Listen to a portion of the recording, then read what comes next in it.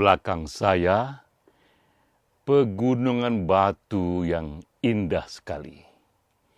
Ia dipahat langsung oleh alam itu sendiri selama jutaan tahun.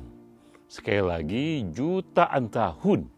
Keindahan ini di belakang saya ini tidak dibentuk dalam ratusan tahun, tidak dalam ribuan tahun, tapi dalam jutaan tahun. Saya sekarang ini duduk di beranda sebuah hotel di Al-Ula. Ini kota yang 5 jam dari Madinah. Apa yang dapat kita pelajari dari gunung batu yang panjang sekali, yang indah sekali?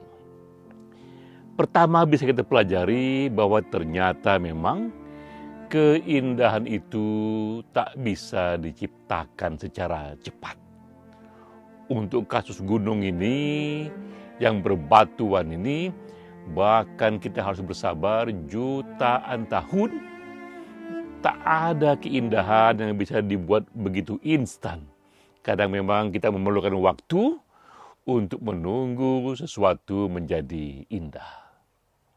Kedua juga yang bisa kita pelajari, gunung batu ini memang seolah-olah dia diam, tapi dia merekam banyak sekali sejarah. Para arkeolog menemukan di dalamnya misalnya fosil-fosil manusia prasejarah yang sudah hidup sejak 10.000 tahun yang lalu, dengan ditemukannya bekas-bekas perkakas dan bekas-bekas tempat tinggal yang sederhana. Juga di sini ditemukan awal dari berdirinya dan lahirnya suku Nabataean. Suku inilah yang mengawali munculnya komunitas padang pasir di sini, komunitas kaum Hanif yang ujungnya juga akhirnya ikut menjadi komunitas bagi tumbuhnya agama Islam. Di sini juga tetap terekam karena sampai tahun-tahun ini mereka yang ziarah ke Mekah atau yang ziarah ke Madinah juga mencari waktu, menyempatkan diri untuk hadir di sini, sehingga zikir-zikir mereka pun ikut terekam dalam udara di pegunungan ini. Ketiga juga yang bisa kita pelajari dari gunung ini adalah gunung pun dapat menjadi sebuah kitab. Memang tak ada kata-kata di sana, tapi kontak batin kita pada gunung ini, pada batu-batuan ini, memberikan kita jeda untuk merenung sejenak mengenai sesuatu yang jauh lebih dalam, sesuatu yang lebih meaningful dalam hidup kita, sehingga memang tempat ini acap kali juga menjadi tempat banyak orang untuk retreat, untuk masuk kembali ke dalam diri. Jadi teman-teman sekalian, demikianlah bahwa kita pun bisa belajar dari banyak hal, termasuk dari gunung-gunung batu yang seolah-olah diam. Karena kontak batin saya yang mendalam dengan gunung batu ini, saya pun membuat puisi dan saya akan bacakan cuplikannya saja. Maka ku sebut ia bukan sekedar batu. Ia adalah penyair sunyi yang menulis dengan bayangan dan waktu. Ia adalah arsitek tak bernama yang membangun tanpa rencana. Ia menjadi saksi, menjadi mata sejarah yang tak punya mata tapi menyimpan segala. Siapa bilang alam tak bisa berseni? Siapa bilang keabadian itu sunyi? Lihatlah Al-Ula.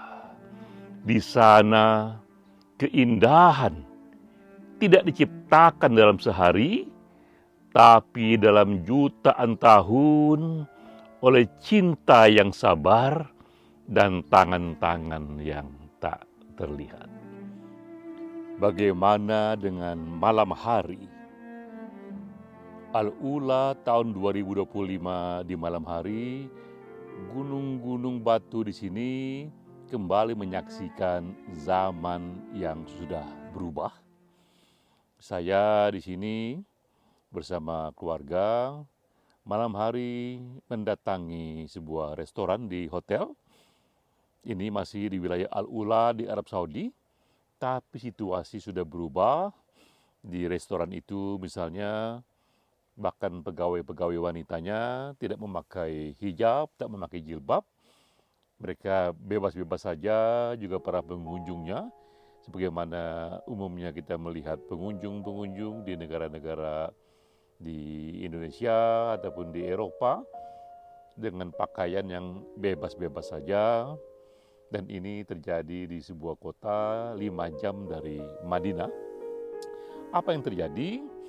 Arab Saudi rupanya memasuki era baru yang disebut visi Arab Saudi 2030, di mana Arab Saudi menyadari mereka tak bisa lagi tergantung hanya kepada penghasilan dari minyak, 80% dari minyak.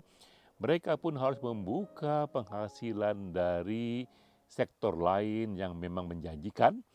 Disitulah Arab Saudi melihat apa yang terjadi pada Qatar, apa yang terjadi pada Dubai, sesama negara Islam. Tapi Dubai misalnya sudah berhasil membuka diri menjadi salah satu destination bagi para wisata internasional. Tapi sekali membuka diri kepada para wisata internasional, saat itu juga Dubai harus berkompromi dengan arus wisata yang memiliki kultur yang berbeda. Maka ketika itu dibuka, datanglah itu para wisatawan yang tak semuanya muslim, yang tak semuanya itu memakai baju-baju dengan aturan-aturan yang syar'i, islami. Sehingga kita dapatkan di Dubai misalnya di sebuah pantai ada seorang gadis menggunakan burka di mana hanya matanya yang terlihat, tapi di sampingnya seorang gadis juga menggunakan bikini.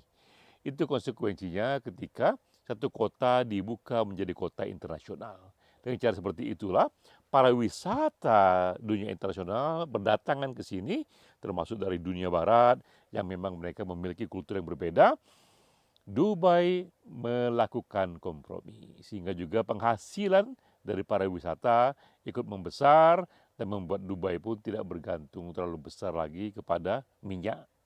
Arab Saudi tampaknya mulai mengikuti ini, juga membuka diri kepada para wisata internasional.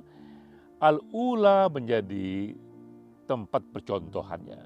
Memang dia hanya 5 jam dari Madinah, tapi di sini kehidupan sudah sama sekali berbeda.